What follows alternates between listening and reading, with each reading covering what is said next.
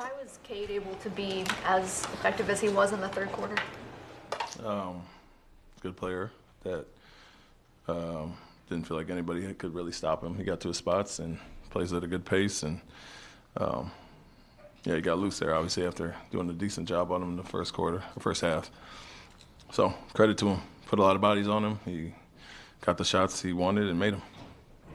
Long trip and then an early game today. Was there any carryover? It looked like it for sure. I don't know, going west and coming back, and then the early game. Obviously, the first quarter it looked like we were still asleep, and then other than the second quarter when we came back from 15 to tie at halftime, that was really only one good quarter of the game. So haven't had that in a while. Their physicality obviously bothered us as well, but once we adjusted to that, it felt like we would be good coming out in third quarter, and it was more of the same to start third.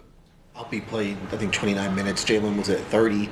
Was that planned, or was that just kind of based on how the game went?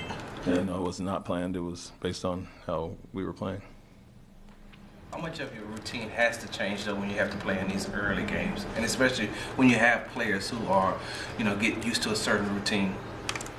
I mean, it is what it is. I don't know what Detroit's schedule was coming here, but as far as us, sometimes you're sluggish coming back from a West Coast trip, and to the early game may have added to that, but you got to find your energy and juice. And it was 19-19 early, and both teams were scoring. We weren't defending at all, and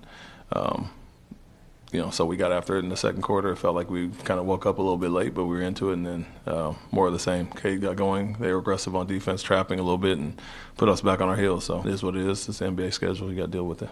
Is it a little like looking in a mirror with a team that also, likes to score on fast breaks and crash the boards like you guys do? Yeah, there's some similarities for sure.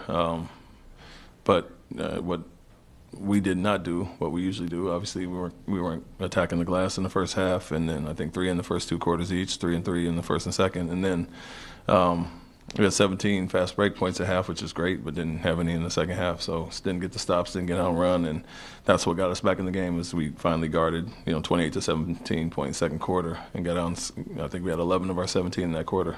So a lot of similarities, but when the ball's sticking and not moving, then they're guarding one-on-one in the post and trapping the pick and rolls, getting some of those steals, and obviously it flipped there, and they got out in transition, dominated the second half. This is a bit of a larger theme, but is there anything to appreciate? I mean, going into the game and how Jalen was scoring and how Cade has been playing in terms of where the league is going in terms of like the young players and the attention that they're acquiring. Well, I mean, this specific matchup because of their draft class and want to go 1 and 2, but I think Jalen's been getting a good amount of attention. He saw a lot of blitzes early in the season and kind of got used to that, and looked like it kind of set him back today. Teams haven't done it in a while, but 2 really good players that have been on hot streaks, and Cunningham played really well today, obviously. Speaking of Jalen, he was named Western Conference Player of the Week during the game. What have you liked about what you've seen from him specifically in 2025? Yeah, his aggressiveness and attack mode, and that's part of their scheme tonight was to slow him down, obviously, due to how he's been playing, the hot streak he's been on. And so very similar to what he did last year in March, and had good carryover into this season, but really been on one, and you have to expect that.